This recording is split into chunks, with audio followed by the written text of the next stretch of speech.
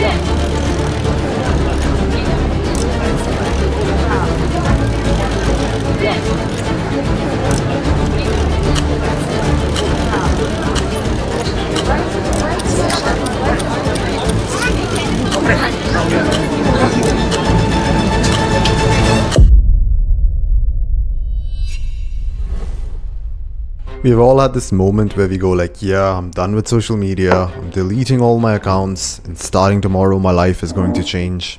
And maybe this approach did work for a couple of days, but then you eventually found yourself back on social media, scrolling and blowing up your screen time. The reason why this approach does not really work is because scrolling on social media is just a symptom of not living the life that you were supposed to live. You need to address the root cause of the problem if you truly want to quit scrolling for good. In short, you need to create a life for yourself that offers you healthy alternate sources of dopamine, a sense of progress and deep meaning. And once you craft such a life, then the pull that scrolling or other forms of cheap dopamine have on you, it drops instantly.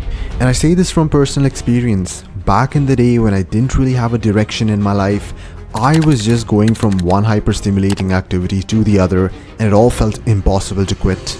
But now things have changed. My scroll time is essentially zero. This is because I have all these other sources of pleasure and progress in my life. I'm spending hours learning about cinematography, making YouTube videos, staying consistent with my prayers, reading books on entrepreneurship, training at the gym, and working on my business.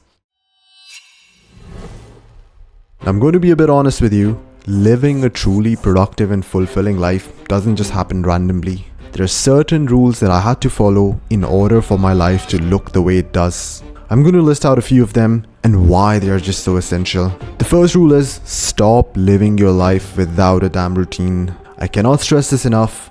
Don't just wake up and not have a plan for the day. Because if you do that, guess what happens?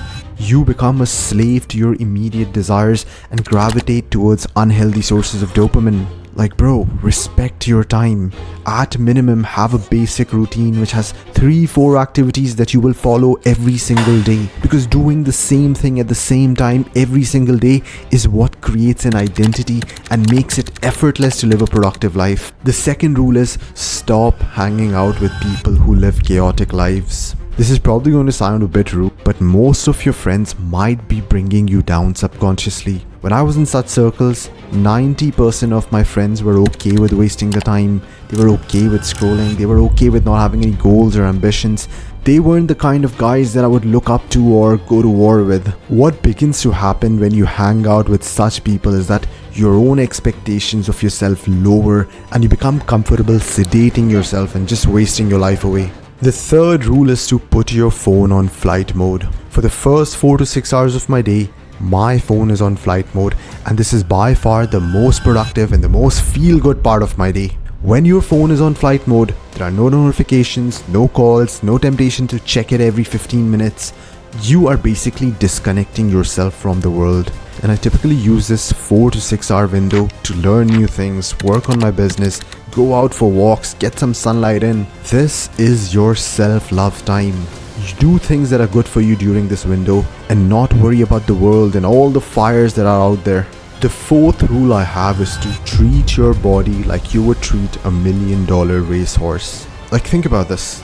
If you had $1 million racehorse in your backyard, this horse was just capable of winning every race and helping you become a millionaire. Would you let this horse eat from like dumpsters, or would you let this horse stay up all night and miss training sessions? Probably not, right? But that is exactly what you're doing to your body, this $1 billion instrument given to you by God that can help you achieve all what you want to achieve. Yet you are poisoning it by eating fast food. You're crippling your brain and your immune system by sleeping at 2 a.m. because you want to watch Netflix each night. In my routine, I have fixed times at which I'm going to eat my meals and the time at which I'm going to hit the bed. This simple change has just skyrocketed my mood and energy levels and actually allowed me to live a more fulfilling life. Now, I know that some of you are probably already thinking to yourself, man, who the hell wants to follow all these rules and structures, and all this sounds so restrictive, and I don't want to be a slave to my routine. But guess what? You are already a slave to all that cheap dopamine around you. The truth about living a life with principles and rules isn't that it makes you a slave. It instead frees you from the shackles of instant pleasure. But the brutal truth is, hours of scrolling has probably ruined your attention span, and you might not be able to focus on things long enough to actually find them enjoyable. So make sure that you watch this video to learn how to skyrocket your attention span.